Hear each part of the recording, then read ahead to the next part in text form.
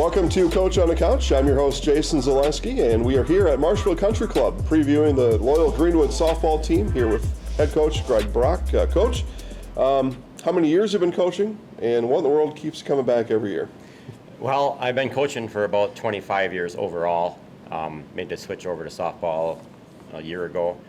I think it's the competition of the game, teaching the game the right way, teaching the girls how to play it. And just, that outright competition is fun, and I really enjoy it. Coach, we'll talk about last year's team a little bit, and then we're here to preview the 2022 version of Loyal Greenwood softball. Last year, made it to a regional final in contention for a conference championship the whole way through. Seems to me like a pretty successful season. What are one or two of those memories you think about last year's team? One or two of those kind of fun memories that you had with the girls last year? Yeah, it was that first year of that co-op, but it was a good team. They really gelled and came together well after the start of the year. Beating Gilman right away, that really put us in that contention for the playoffs, and beating Hillsville right away. I mean, we had everything set up for us. So we made a good drive there, and then in playoffs, honestly, getting to the regional final was kind of a success for us. We were in D3 as a big jump. We were used to that D5. And sure. I don't think many people gave us a shot going down GET and playing that game, but we played our best game of the year right there. So, and ultimately, that's what you're always looking for, is trying to play your best ball at the end of the year. Yeah, like you said, notch the 4-3 win against Scale Electric Trempealeau. You got that kind of momentum, perhaps, for the upcoming year. Before we talk about this season, tell us about last year's seniors and what they meant to the program, what they meant to the team. We had three seniors last year, Caitlin Littner, Kayla Bremer, and Gracie North. They kind of set the groundwork for seniors for that co-op. You always need someone for them incoming seniors to kind of look up to and see how things are done. And, those three were really good. There was nothing they wouldn't do for you. They'd work hard all the time. They set the tone in BP and fielding all the time for us. And then on the field, when we needed to play, one of them three always stepped up. And, Caitlin really just took care of the mound for us. She threw whenever she possibly could, and it kept us competitive all game long. Tell us about that a little bit before we talk about this year's team, about the co-op, taking girls from neighboring schools. They probably know each other, but they don't go to school here. You go to school here. How does all that? How do you get them to come together as a team? I think it's easier nowadays because they all know each other from social media and all that. So they Right. know each other. They've heard each other. They know who they are. They talk. So really, all we got to do is give them the mesh as far as what we do on the field. And I tell you, they embrace it. They have no problems with it. Whatever we ask them to do, they do. And that part of it is not a problem. It's just a matter of getting everything fundamentally on our side taken care of. You've been a head coach before, head coach now, and technically your first year of head coaching this team. Yes. What kind of responsibility do you put on yourself? How do you kind of see your role with this team? I got to be someone that they look at as they know that he knows what he's talking about. He's organized. He takes care of things, and just teaches them the fundamentals every day. I come to practice with high energy, make sure that they know that every day is important. It's not just something to come to practice and go through the motions today, because the other team's out there working hard and they're getting better every day too.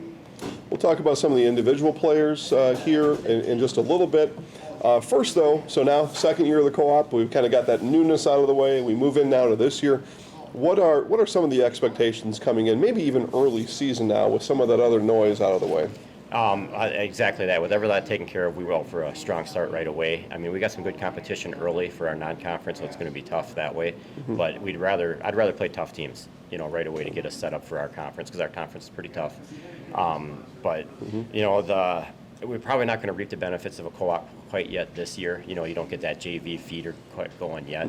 But, that's the whole idea, is them girls from JV making that jump to varsity. So we'll have a couple this year that do that and really help us out right away. But, the benefits are down the road yet. But, it's not new anymore. We're co-ops for a second year now, and it's a good thing. Mentioned the seniors from last year's team. Often seniors, especially on game day on the field, they're like coaches that are out there helping to communicate with the girls next to them. Who are some of those seniors and some of those you're going to rely on for that type of attitude in this year's team?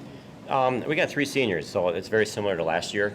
And kind of like last year, we're going to be strong up the middle with them. We got Emma Schlew will start us on the mound most days. So she's very experienced, plays some travel ball. And then you go behind the plate to Zeta Brock, play some travel ball as well, and she's been catching for a number of years for us too. And then you go to the outfield, we got Mesa Rasmussen, our last senior, and she basically mans our outfield. She covers a ton of ground out there for us. And, all that stuff they do in the game is great, but then they bring it to practice as well. they set the tone every day, whether it's in the cage or in our drills. They go at them 100% all the time. Those watching, again, we're here with loyal Greenwood softball coach Greg Brock here at the Marshall Country Club. Those girls you mentioned, they've been mentioned in other sports, and sometimes in a small school, it's all hands on deck. But those girls that play multiple sports. So what do they bring to the team, knowing they've got that competition, and they've got some of that drive already? Some of it is just the calmness in a game.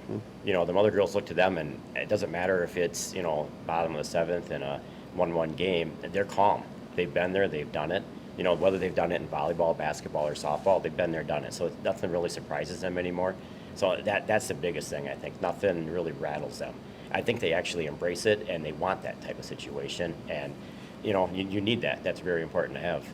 You mentioned the conference. It is a tough softball conference. Yeah. You'll hear that from other episodes and other coaches we've talked to from your conference. And I think everybody says the same thing. You were in contention for a conference championship last year. I think you finished one game out of championship status. You come back this year with a lot of those same girls.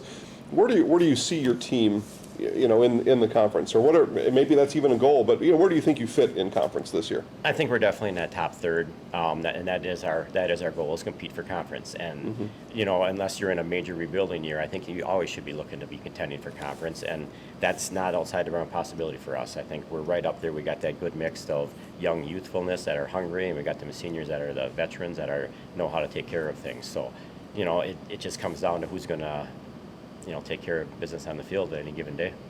You mentioned getting off to a hot start. I look at your schedule here: Thorpe, Regis, Spencer, Neilsville. Nothing easy. No. Coming right away. No, they're not. There's nothing easy. But like I said, I would rather play tougher non-conference games. We're gonna learn more facing a really good pitcher than maybe someone not throwing as hard or whatever. The better the competition, we'll raise our game up and match them, I'm sure. So that's what really will get our tone going for the season. And honestly, we talk about playing our best ball at the end of the year, and we'll be up in Division 4 this year. And a lot of them teams, that's where they're at. So that'll help us out. We'll start to kind of bring this in for a close.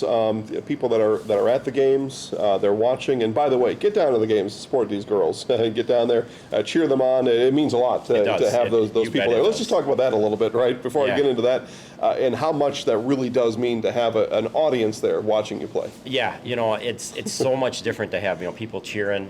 Both teams. It's just great to have the stands packed, everyone there hollering and screaming. It's easier to play the game and to play the game the right way. It's just there's good energy all the way around. And it's fun. It's a lot more fun than just having a few people out there cheering. The girls really like that. And as people are there watching you, regardless of what it says on the scoreboard, it's the second inning, how do people know that things are today going according to Coach Brock's plans? Well, I'm pretty mellow, pretty low key. I just go right through. I'm high energy in that way, but you're not going to see me kicking and screaming in the dugout and kicking the bats around, So I guess making sure the girls are playing the right way, that's how you're going to know things are going my way. When our girls aren't fighting till the end, no matter what the score is, like you said, if they're not fighting till the end, then things aren't going my way, and then we got to figure some things out. But we'll be doing that. There's no problem about that. But got that part taken care of for sure.